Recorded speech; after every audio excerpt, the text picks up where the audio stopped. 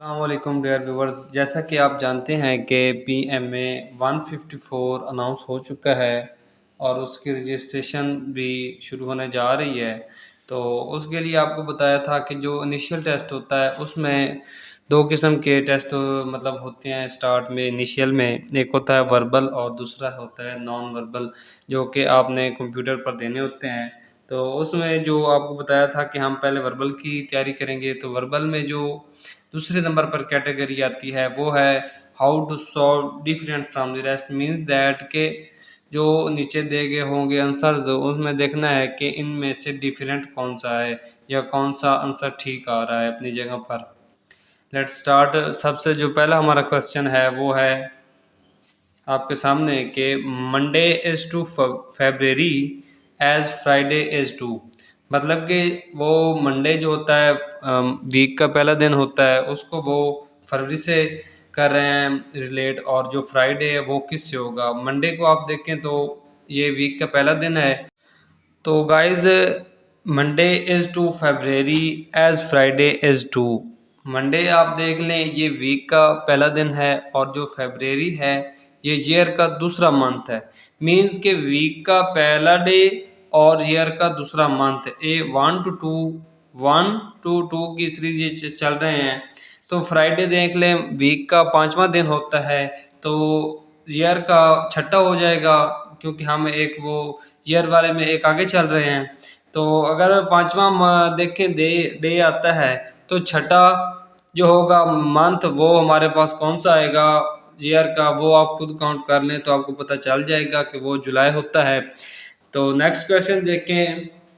Gun is to soldier as dash is to blacksmith. Gun को वो relate कर रहे हैं सोल्जर से कि सोल्जर को गन की ज़रूरत होती है या वो गन से अपना काम करता है। और dash is to blacksmith, blacksmith हमारे पास होता है लोहार जो कि लोहे का काम करता है। तो उसको एग्जैक्टली ये तीन जो ऑप्शन आ रहे हैं हमारे पास से, ये प्लान स्पेसशिप नैल, ये तो नहीं होंगे। हैमर जो होता है वो हमारे पास कुल्हाड़ा होता है जो हैमर हथौड़ा होता है, तो वो अपना काम एग्जैक्टली हथौड़े से ही करता है। जो इसका जो परफेक्ट आंसर है वो हमारे पास हैमर है। सो नेक्स्ट क्वेश्चन जो हमारे पास है, which one is different from the rest. ये क्वेश्चन देखें। आपने सिंपली ये चीज़ जो आपकी है ABC, ये खुद ही मतलब कि जो आपके पास आंसर शीट होगी उसके पीछे लिख लेना है या जो आपके पास उधर पड़ी होगी एग्ज़ाम सेंटर पर। तो क्योंकि ये टाइम बहुत कम होता है और ये चीज़ें सॉल्व इतनी जल्दी नहीं होती, तो इस यही प्रैक्टिस के हवाले से ये तमाम वीडियोस बनाई जाती हैं कि जो स्टूडेंट्स प्रैक्टिस करके जाएंगे वो अपने टाइम को इजीली मैनेज कर लेंगे। तो क्वेश्चन की तरफ आते हैं। C और E, इसमें देख लें एक का डिफरेंस आ रहा है, C के बाद D आता है। तो हम इधर मेंशन कर लेते हैं कि हमारे पास इसके अंदर एक का डिफरेंस आ रहा है। E और G, EFG होता है, इसमें भी एक का डिफरेंस आ रहा है। और AC, इसके दरमियान भी एक का डिफरेंस है क्योंकि इन दोनों के दरमियान B आता है। और GRI, इसके दरमियान भी एक का डिफरेंस आ रहा है। और IJ ऐसा वर्ड है जिसके दरमियान किसी भी किस्म का डिफरेंस या कोई भी अल्फ़ाबेट इनके दरमियान नहीं आ रहा। तो करेक्ट आंसर ये है। मीन्स के जो बाकी तमाम आंसर्स थे उनके दरमियान एक एक अल्फ़ाबेट को छोड़ा गया था, और जो I और J है इसके दरमियान कोई भी अल्फ़ाबेट को नहीं छोड़ा गया। होप दैट आपको समझ आ जाएगी या आ गई होगी। तो नेक्स्ट हमारे पास क्वेश्चन है, which one is out of list. कि जो हमारे पास लिस्ट दी गई है इसमें से जो डिफरेंट है जो मुख्तलिफ है वो कौन सा है। तो पहला हमारे पास ऑप्शन है हमारे पास लाहौर, बी ऑप्शन हमारे पास आ रहा है पंजाब, तीसरा हमारे पास आ रहा है पाकिस्तान और चौथा आ रहा है काबुल।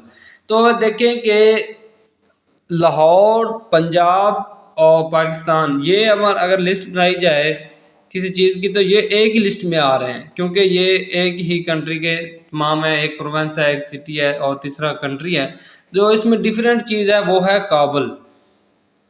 बिकॉज काबुल क्यों है? काबुल एक अफगानिस्तान का सिटी है जो कि इस लिस्ट में नहीं आ सकता कभी भी, और ये आउट ऑफ लिस्ट है। जो इसका जो परफेक्ट आंसर है वो ये है काबुल। नेक्स्ट क्वेश्चन हमारे पास है which one is out of list. Means जो हमें जो नीचे लिस्ट दी गई है तो इसमें से कौन सा डिफरेंट है। वो हमारे पास पहला ऑप्शन है एक मदर, दूसरा हमारे पास ऑप्शन है अंकल, तीसरा हमारे पास सी ऑप्शन है ब्रदर और डी ऑप्शन है हमारे पास सन। तो देखें कि जो मदर, ब्रदर, सन ये एक ही फैमिली में आ रहे हैं, ये एक ही फैमिली में आ रहे हैं। मीन्स दैट ये जो तीनों हैं एक ही फैमिली के हैं। जो हमारे पास अदर है, आउट ऑफ लिस्ट है, वो हमारे पास आ रहा है अंकल। क्योंकि अगर हम एक ही फैमिली में इन्हें रखें या कहें तो ये बात ठीक है लगेगी, मदर, ब्रदर और सन ये तीनों एक ही फैमिली में आते हैं। बहन, भाई, ब्रदर और माँ जो होता है एक ही फैमिली में आ रहे हैं। और जो अंकल है वो आउट ऑफ लिस्ट है, जो कि इसका परफेक्ट आंसर है। तो ये बेसिकली देखने में बहुत ही और करने में बहुत ही आसान लगती हैं ऐसी जो भी कैटेगरीज हमारे पास आती हैं, लेकिन ये विद आउट प्रिपरेशन या विद आउट प्रैक्टिस ये बंदा वहाँ पर अपना टाइम मैनेज नहीं कर सकता। जो भी काम पहले का किया हुआ हो वो आसानी पैदा करता है। और बहुत से ऐसे स्टूडेंट्स होते हैं जो प्रैक्टिस नहीं करते, देखते हैं कि ये तो बहुत आसान चीज़ है, हम वहीं टाइम पर ही ये कर लेंगे। तो बहुत सारे जो 70% स्टूडेंट्स होते हैं वो इनिशियल में इसी वजह से रह जाते हैं कि उनकी प्रैक्टिस नहीं होती और टाइम थोड़ा होता है इनिशियल टेस्ट में वो, और वो मैनेज नहीं कर पाते। तो ये तमाम स्टूडेंट्स इसकी अच्छी तरह प्रिपरेशन कर लें। जिसको भी किसी क्वेश्चन की समझ ना आई हो तो वो नीचे कमेंट में बता दे। Thank you.